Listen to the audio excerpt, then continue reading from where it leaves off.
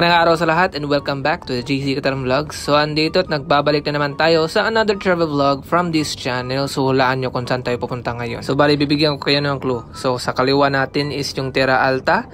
And yung sa kanan naman natin is yung Mango Ranch, which is pupuntahan natin yan sa susunod natin na vlog. So upcoming vlog natin is yung Mango Ranch na. So alam niyo na kung saan to kasi may title naman sa video. So pupunta pala tayo sa 5,000 Roses ng Valencia Ridge. So bali kakabukas lang pala nito nung January 3, 2025. And kung napanood niyo sa previous videos natin guys, sa previous nating gala is na pumunta tayo sa Chosin Cafe at saka sa Balantian Kainan. And same road lang ang ating dadaanan papunta doon. So before kayo makakarating sa Chosin Cafe is madadaanan niyo itong Valencia Ridge.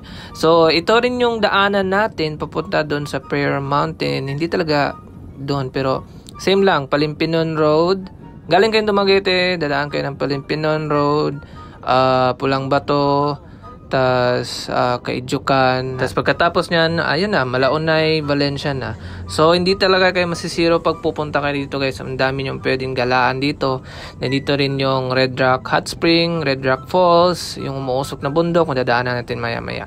Tsaka yung Vista Panoramica, napuntahan din natin dito din yung dadaanan. Ang daming pwedeng galaan dito guys. So sa katunayan nga is may mga hindi pa tayo napuntahan except doon sa na-mention natin which is naitampok na natin dito sa ating YouTube channel. At kagaya na nga sinabi ko ng previous gala natin dito sa bandang Valencia na ito is medyo mahirapan kayo pag maghihintay kayo ng mga dumadaan na papasahero ang sasakyan kasi usually dito is habal o di kaya jeep pero para lang dalawang biyahe lang, dalawa sa umaga tsaka isa sa hapon. I'm not sure pero madalang nandito dumaan talaga guys ang mga pangbabiyahe na sasakyan. So ito na yung umuusok na bundok So nadaanan na natin to sa mga previous gala din natin dito banda sa Valencia. At ngayon is na-renovate na siya. Yan, mas malapad na yung daan. Hindi na siya talagang nasa gilid ng bundok kung saan masa-stranded ka talaga pag nagla-landslide kasi kadalasan talaga dito nagla-landslide yung umuusok na bundok nila. So kung nagbabala kayong pumunta o gumala dito banda is mas mabuti mag-rent na lang kayo ng motorsiklo o di kaya mag-hire na lang kayo ng tourist guide. O kung nagbabala kayo mag-rent ng motorsiklo, i-PM nila ako kasi may kakilala ako. And kung magbalak nyo mag-hire ng tourist guide, may nauso ngayon na habal lang na tourist guide. So kung dalawa kayo, tatlo, di kaya apat, kaya kayo sakay na isang motorsiklo. And mapupuntahan nyo na ang magagandang spot dito sa Valencia. O di kaya mag-renta lang kayo ng car para mas madali. Charot. Sana all. So quick trivia lang, 5,000 roses, hindi talaga totoong mga roses yun na bulaklak. Lang yung artificial mga flowers lang. Pero, nilagyan nila ng mga ilaw. So, kaya 5 PM kami umalis sa Dumaguete is para masaksihan namin yung pag-ilaw ng mga roses nila. Kasi mas maganda daw pag gabi kasi may ilaw yung mga roses. Pero mukhang masyadong madilim na. Hindi na maklaro ng ating camera. So may resort pala kaming nadaanan dito. Hindi ko na nakita kung yung pangalan. So ayan, ang daming nagmumotorsiklo galing doon siguro ito at papunta pa doon. So talagang dinuduyog ito guys kasi kakabukas lang. At pagkalipas ng isang oras talaga yung biyahe. Kasi hindi naman kami mabilis nagpatakbo. At saka medyo steep na yung daanan. Nakarating na tayo. Ang dami nakaparking ng motorsiklo para bang may fiesta. So dito na kami sa unahan nagpark ng motor namin kasi may pesto pa. At dito na nagpark yung mga sasakyan guys. So ayan, may pa dito, pesto pa dito sa kanilang basketball court. So ayan, sana nakikita nyo, ang dami talagang tao. So bago tayo makapasok is magbabayad muna tayo ng entrance fee which is 100 per head. So ito, lalagyan din tayo ng bracelet. So bali maglalakad pa tayo patungo sa taas. At ayan, fineflex pa ni Bubo yung kanyang bagong bracelet na bigay nung ating binagbayaran ng entrance fee. And unfortunately, medyo madilim na nga. So ilawan natin ng konti.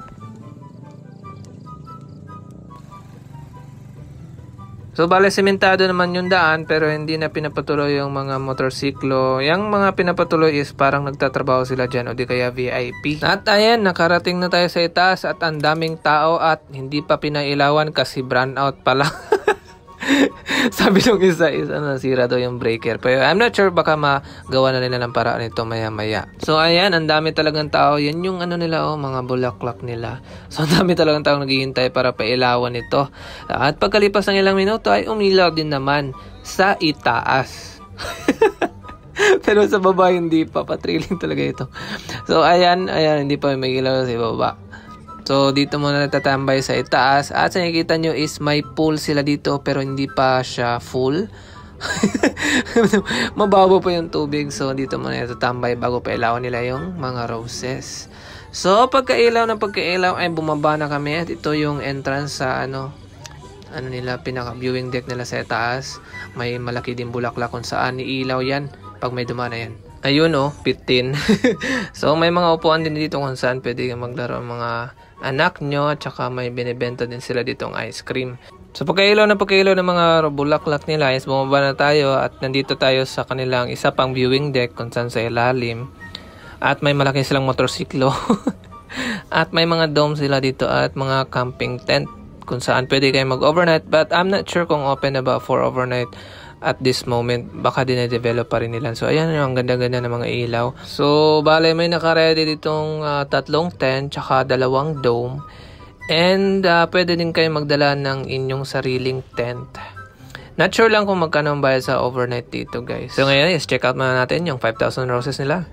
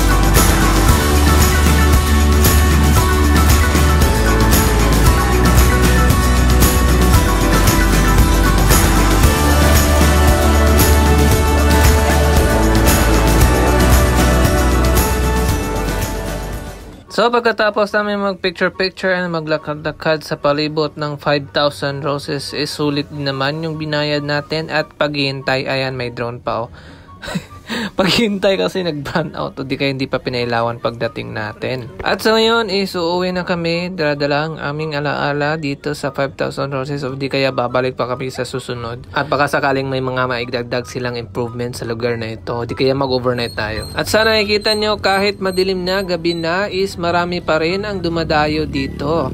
So uuwi na kami at maraming salamat sa panonood at salamat sa pagsama sa aming gala dito sa may Valencia Ridge sa lungsod ng Valencia. And abang-abangan sa susunod na video is gagala pa rin tayo dito pa rin sa lungsod ng Valencia, doon sa dinaanan natin kanina papunta dito, yung Mango Ranch. So see you guys next vlog.